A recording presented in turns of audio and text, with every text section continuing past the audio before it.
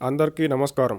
2019 ఎన్నికల్లోనే హామీ ఇచ్చిన సంక్షేమ పథకాలను అధికారంలోకి వచ్చాక అమలు చేయడంతోనే వైసీపీ బలంగా ఉన్న సంగతి తెలిసిందే. అయితే వైసీపీ మేనిఫెస్టో 2024 మాత్రం కనీసం వైసీపీ శ్రేణులు ఆశించినట్టు కూడా లేదనే అభిప్రాయం వ్యక్తమవుతుంది. కొంతమంది మేధావులు మాత్రం వైసీపీ మేనిఫెస్టోలో వ్యూహం అంటూ విశ్లేషణలు చేయడం చూస్తూనే ఉన్నాం. ఈ మేనిఫెస్టో రాకముందే సంక్షేమ పథకాల లబ్ధిదారులు వైసీపీ వైపు మొగ్గు చూపారనే అభిప్రాయం ఉంది. కొత్తగా వచ్చిన మేనిఫెస్టోతో వైసీపీకి అదనంగా వచ్చే లాభం ఏమీ లేదనే చెప్పాలి. ప్రస్తుతం ఉన్న పథకాలనే కొనసాగిస్తాం అనే ఒకే ఒక్క కొత్త వాక్యాన్ని జోడించి గత 5 ఏళ్లలో హామీలు అమలు చేసిన వైనాన్ని చెప్పుకోవడానికి మాత్రమే ప్రధానంగా వైసీపీ మేనిఫెస్టోను ఉపయోగించుకున్నట్టు స్పష్టంగా కనిపిస్తుంది. అభివృద్ధి, పరిశ్రమల ఏర్పాటు, ఉపాధి, ఉద్యోగ కల్పన, ఐటీ రంగం, వైసీపీకి వెన్నెముకగా నిలబడ్డ వాలంటీర్ల జీతాల పెంపు వంటి ఎన్నో ముఖ్యమైన అంశాలపై వైసీపీ మేనిఫెస్టోలో కనీస ప్రస్తావన కూడా తేలేదు.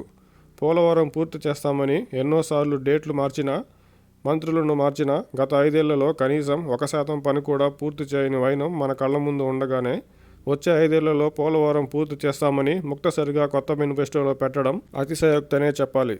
వైసీపీ అధినేత జగన్ గారు మేనిఫెస్టో విడుదల ప్రసంగంలో పింఛను పెంచుకుంటూ పోతాం, కొన్ని పథకాల్లో ఇకపై రెట్టింపు మేలు అంటూ చెప్పడం, నగదు పెంపు అంటూ వేసిన బ్రేకింగ్లు వినడం చూసే ఉంటారు.